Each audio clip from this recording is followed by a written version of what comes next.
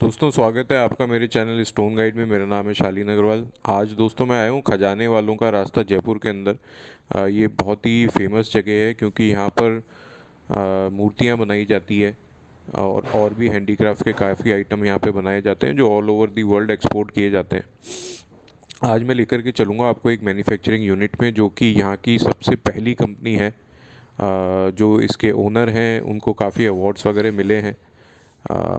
अभी उनके ग्रैंडसन से हम मिलेंगे, कुछ बातें करेंगे और प्रोडक्ट्स देखेंगे इनके यहाँ पर। तो चलिए शुरू करते हैं। सर, जैसा कि जो हमारी कंपनी है ये आर्ट बेसिस के ऊपर तैयार की गई थी। जैसा कि जिन्होंने ये तैयार की थी वो एक्चुअल में मेरे ग्रैंडफादर थे, जो हैं अभी भी, पंडित लल्लू प्रसाद शर्मा पृथ्वीपुरा वाले, जिनको 1991 में नेशनल अवार्ड गवर्नमेंट की तरफ से मिला था and Shilp Guru award 2006 as an gold medalist. जो कि उनका मानना ये था कि वो पत्थर के अंदर किसी भी प्रतिमा को या किसी भी इमेजिनेशन को तैयार कर सके।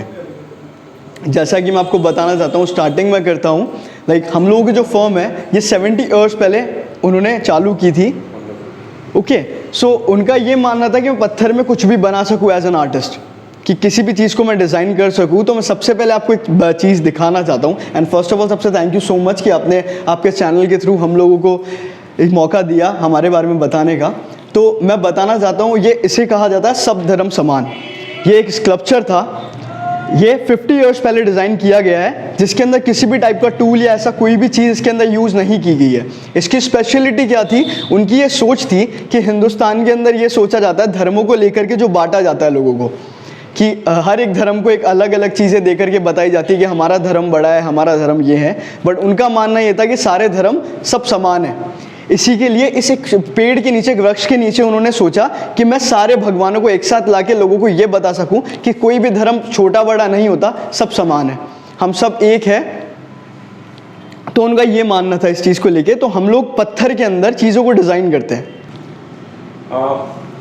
ये आप थोड़ा सा अपने शोरूम का एक तो लोकेशन बताएं और कैसे इसको। ये जो हमारी जो लोकेशन है शोरूम की, ये राजस्थान जयपुर के अंदर है, जो बहुत फेमस एरिया है, खजाने वालों का रास्ता, जो एक्चुअल में मूर्ति मोहल्ले के नाम से जाना जाता है, जहाँ पे मूर्तियों का काम होता है, जहाँ से ऑल ओवर वर्ल्ड से लोग यहाँ पे आते हैं सिर्फ मूर्तियाँ परचेज करने के लिए, बिकॉज ये काम सिर्फ जयपुर में ही होता है और इसी जगह पे किया जाता है, जैसे खजाने वालों का रास्ता कहा जाता है। तो हम लोग स्पेशली हम लोग यहाँ पे ही हैं, और सबसे जो हमारी जो फर्म है खजाने वालों के रास्ते की सबसे पुरानी फर्म है।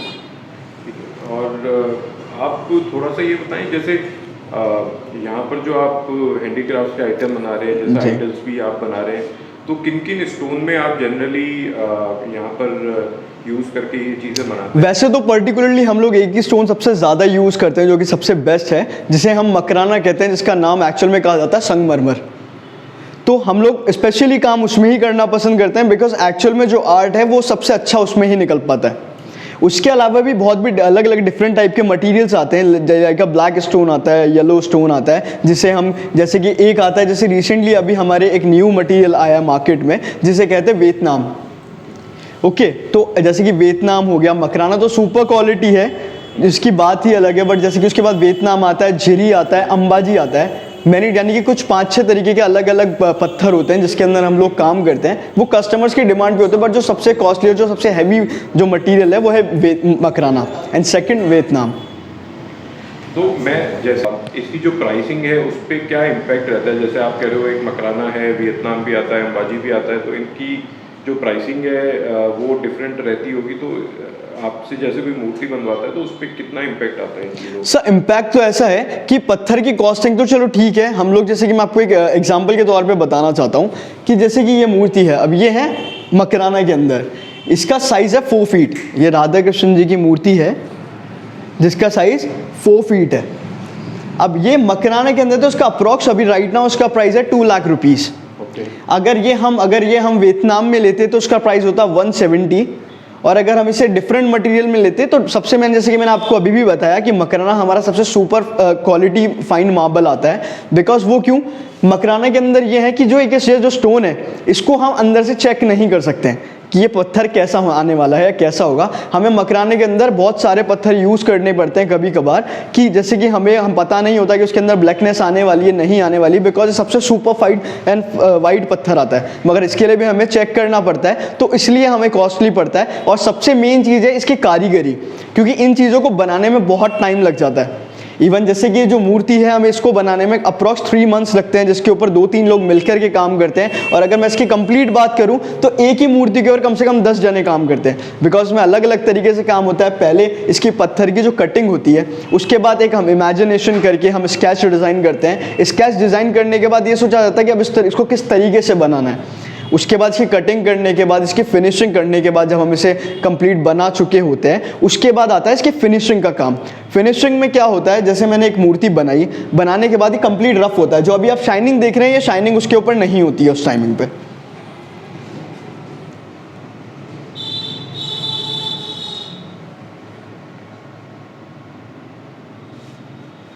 जैसा कि आपने देखा, इसकी वो जो आपको शाइनिंग दिख रही है, ये बनने के बाद सबसे पहले हम इसके ऊपर करते हैं इसकी जिसे कहा जाता है घिसाई। उस घिसाई से इसके ऊपर एक फिनिशिंग आती है, जो आपको ये जो बिल्कुल क्लीन दिख रहा है, ये उसके बेसिस पे आता है। उसके बाद इसके ऊपर होती है पॉलिश। फिर उसके बाद हम इसका जो फेस का स्ट्रक्चर है वो हम उसके बाद बनाना स्टार्ट करते हैं, जब जाके ये सारा काम होने के बाद ये चीज़ तैयार होती है। तो जैसे कोई कस्टमर है जी, ये जयपुर से बाहर है या आउट ऑफ इंडिया है, जी हाँ, वो आपसे कोई प्रोडक्ट बनवाना चाहता है, whether it is a idol या और भी कोई हैंडीक्राफ्ट का, तो आप उसको कैसे हेल्प कर सकते हैं? आपको डिज़ाइन आप उनको प्रोवाइड करते हैं, कैटलॉग वगैरह, या कैसे आप प्रोसीड? हम खुद की इमेजिनेशन पे भी काम करते हैं, कस्टमर की इमेजिनेशन पे भी काम करते हैं। कस्टमर की रिक्वायरमेंट क्या है? अगर किसी कस्टमर ने सोच रखा है कि मुझे ये चीज़ चाहिए, कि उनके मन में था कि उन्होंने कहीं पे कोई चीज़ देखी, या कुछ होता है कि उन्होंने किसी अदर मटेरियल में कुछ देखा और वो चाहते हैं कि मैं इसे पत्थर में चाहता हूँ, तो हम वो चीज़ डिज़ाइन कर सकते हैं। उसमें क्या होता है, वो हमें उसका कैटलॉग वो दे सकते हैं या एक फ़ोटोग्राफ दे सकते हैं। उसके अकॉर्डिंग हम फिर वो हमें बस उनका काम क्या है, हमें साइज़ बताना कि हमें इतने साइज़ में चाहिए। उसके बाद हम उन्हें पूरा मेजरमेंट करके देते हैं। हम सबसे पहले उसका स्केच डिज़ाइन करते हैं। स्केच डिज़ाइन करने के बाद हमें सारी मेजरमेंट बताई जाती है। फिर कस्टमर की रिक्वायरमेंट होती है कि हमें कौन से स्टोन के अंदर चाहिए, फिर हम उसके अंदर उस स्टोन के अंदर हम वो पत्थर यूज़ करते हैं। कस्टमर को हर एक स्टेप टू स्टेप हर एक चीज़ सेंड की जाती है। जैसे कि हम लोग के अभी भी जो फॉरेन कस्टमर्स हैं, अब वो लोग यहाँ नहीं आ पाते हैं, बट हम उनके लिए क्या करते हैं, लाइक अ वीडियो कॉल, या हम लोग का जो भी सोशल नेटवर्किंग चीज़ें हमारे पास अभी अवेलेबल है, तो उसके थ्रू हम उन्हें सारी डिटेल्स हमेशा शेयर करते रहते हैं टाइम टू टाइम, कि अभी इस चीज़ के ऊपर ये काम चल रहा है, इसके बाद ये होगा। उसके बाद हम उनकी पूरा जितना भी जो काम रहता है वो सारा कंप्लीट करके ये चीज़ पॉसिबल हो जाती है। तो अब कुछ प्रोडक्ट अपन देखते हैं। जी,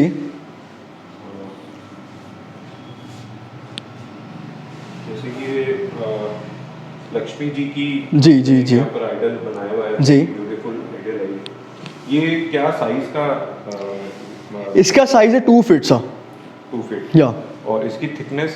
इसकी थिकनेस ये मकराना के अंदर ही है। और थिकनेस की बात है तो ये बहुत थिक रहता है वैसे तो, मगर इसके जो कुछ जैसे कि मैंने इसको आपको बोला कि जो आर्ट की बात है, ये चीज़ हम लोगों ने बनाई है, ये सारी डिज़ाइन हमारी सोची हुई है। अब आप इसके अंदर ये चीज़ देख पा रहे हैं, इसमें हाथी बने हुए हैं। अब इनकी किरण की हम बात करते हैं, ये एक ऐसी चीज़ है कि इसको इतना रिस्कल बेसिस पे बनाया जाता है कि अगर मैं उस पर नॉर्मली ऐसे कर दूँ तो ये टूट सकती है। तब आप सोचिए ये हाथों के थ्रू बनी हुई कोई चीज़ है जिसे हमने बनाया है, तो इसलिए इसके अंदर से जो आप कॉस्टिंग की हम लोग बात करते हैं, ये क्यों हमें कॉस्टली पड़ती है सिर्फ इसी चीज़ों के ऊपर, बिकॉज सारा रिस्क हम लोगों का होता है। अगर ये हल्का सा भी डैमेज हो जाता है तो वो हमारे लिए कोई मतलब का नहीं, हम उसको सेल नहीं करते हैं। हमारे हिंदू धर्म के हिसाब से हमारे ये माना जाता है कि ये खंडित है, तो हम इस चीज़ को यूज़ नहीं करते हैं। तो ये जैसे क्या कॉस्ट करती है ये मकराना के अंदर? अगर अपन अब ये हम मकराना के अंदर अगर हम इसकी बात करें तो इसका प्राइस पड़ेगा आपको 1,20,000 रुपीज़ मकराना में। 2 फीट के अंदर? या 2 फीट के अंदर। ये डिपेंड करता है, इसके अंदर भी अलग अलग कैटेगरीज होती है। अब जैसे इसके अंदर फाइन काम है तो अकॉर्डिंग टू काम के थ्रू ही हम इन चीज़ों को बता सकते हैं कि क्या है। तो हर चीज़ की एक अलग अलग, जैसे ये इसमें ये 2 फीट का है तो इसकी 1,20,000 है। इसके अलावा हमारे पास जैसे और भी चीज़ है वो कम प्राइस के अंदर है। अब जैसे कि मैं बात करता हूँ, हमारा ये थोड़ा लो मटीरियल है, ये है वियतनाम से भी नीचे की क्वालिटी का पत्थर आता है, ये कस्टमर्स के रिक्वायरमेंट पर हमने रख रखा है। अब इसका प्राइस मुश्किल से 25,000 रुपीज़ है, जबकि ये भी 2 फीट्स के अंदर है। और ये कौन सा मटेरियल है? ये है झिरी, जैसे कि मैंने आपको बताया था 4th नंबर का मटेरियल आता है झिरी, ये उसके अंदर है। और ये भी 2 फीट है? या ये भी 2 फीट है और जबकि ओनली 25,000 रुपीज़ का है। ठीक है। और इसमें जैसे आपने ये बताया 2 फीट का है, या 2 फीट की जगह अगर ये सेम प्रोडक्ट या ऑलमोस्ट सेम अपन जिसको जी। बोलते हैं, वो अगर कोई 4 फीट में बनाना चाहे बिल्कुल बन सकता है 4 तो फीट में। उसकी कॉस्ट पे कितना इम्पैक्ट है? उसकी कॉस्ट पे सर इम्पैक्ट तो पड़ता है बिकॉज उसका साइज ही डबल हो चुका है, और सबसे मेन चीज़ होती है उसका यानी कि जो पत्थर का जो कॉस्टिंग है वो बहुत ज़्यादा हैवी हो जाती है।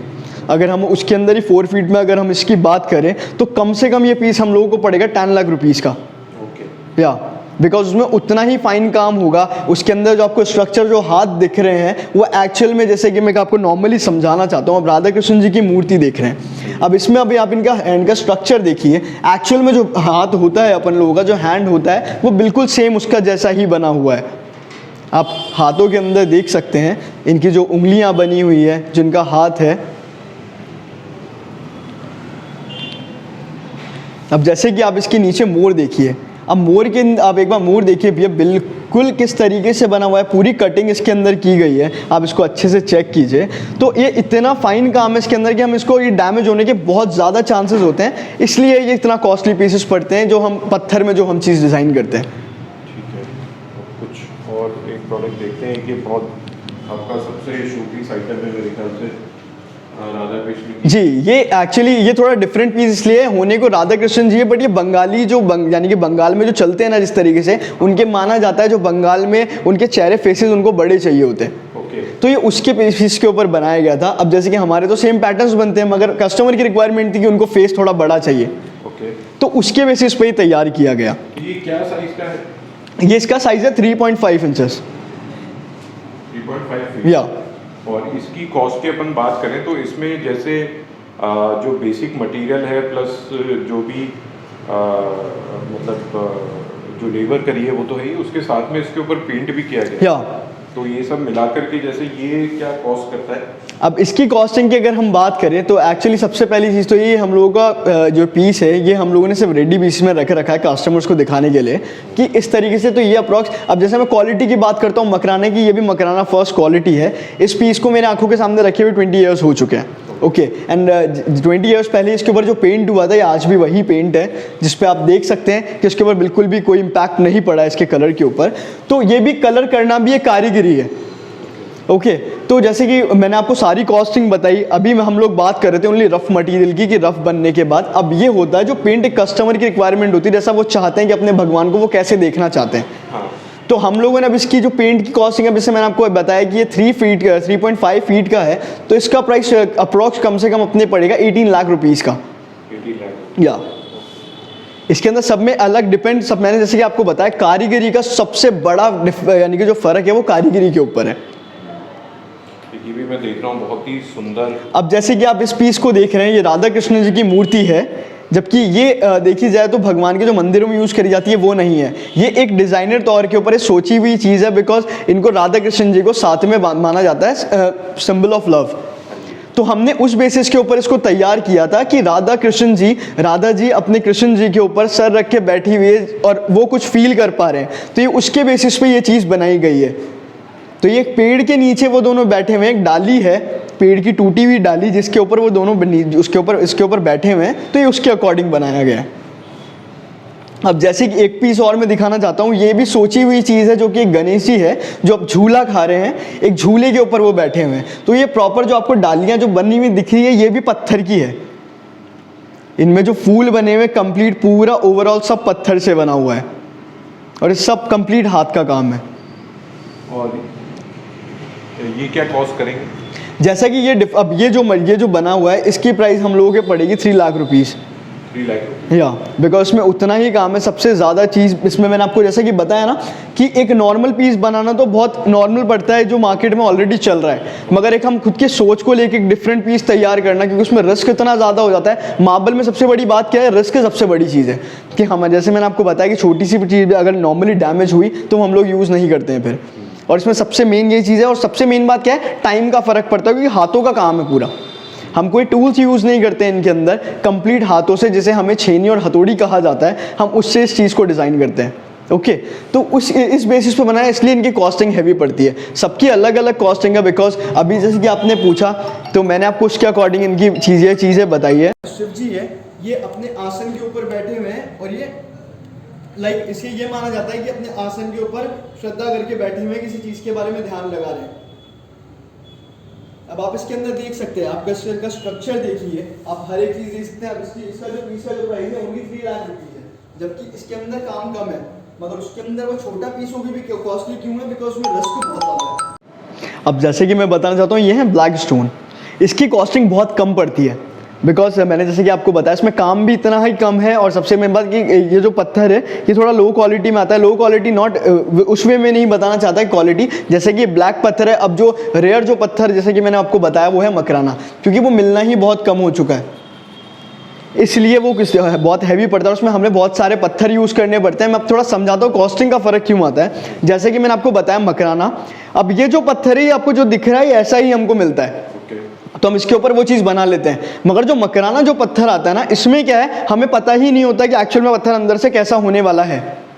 तो हमने समझ लीजिए कोई पत्थर हमने यूज़ किया, ऑब्वियस सी बात है अगर कस्टमर की रिक्वायरमेंट जो चीज़ वो चाहता है, हम जिस चीज़ का हम उससे अमाउंट ले रहे हैं, तो ऑब्वियस सी बात है उन्हें वो क्वालिटी भी देना इंपॉर्टेंट है। क्योंकि हम लोगों का मानना है, और मेरे जैसे कि मेरे ग्रैंडफादर जैसे सोचते हैं कि हमारे कस्टमर के साथ हम क्वालिटी के साथ कॉम्प्रोमाइज़ नहीं करते हैं। तो अब जैसे ये ब्लैक वाले स्टोन का आपने जिक्र किया, अब ये ब्लैक वाला स्टोन पहले तो ये आइडल क्या साइज का है? इसका आइडल का साइज है 2.5 फीट। और ये क्या कॉस्ट करेगा? इसकी कॉस्टिंग पड़ेगी अपने 70,000 रुपीज़। तो दोस्तों देखिए, आप ये बहुत इंपॉर्टेंट फैक्टर है इसके अंदर कि सबसे पहले तो स्टोन कौन सा यूज़ आता है और उस स्टोन की अवेलेबिलिटी कैसी रहती है। दूसरा चीज़ ये है कि उस पर काम कितना किया हुआ है, कितना टाइम लग रहा है उस काम को करने का, ये भी एक बहुत इंपॉर्टेंट फैक्टर है। तो इन सब चीज़ों को ध्यान में रखते हुए इसकी प्राइसिंग होती है। तो आपको अगर कोई रिक्वायरमेंट हो तो आपके नंबर सर के फ्लैश करें स्क्रीन के ऊपर, आप इनको डायरेक्टली कॉल करके अपनी पिक्चर शेयर कर सकते हैं या इनसे भी आप कैटलॉग मंगा सकते हैं। और ये लोग जो काफ़ी प्रोडक्ट्स में डील करते हैं आइडल्स के अलावा भी। मैं आपको दिखाता हूँ कुछ, जैसे ये मॉडर्न आर्ट है,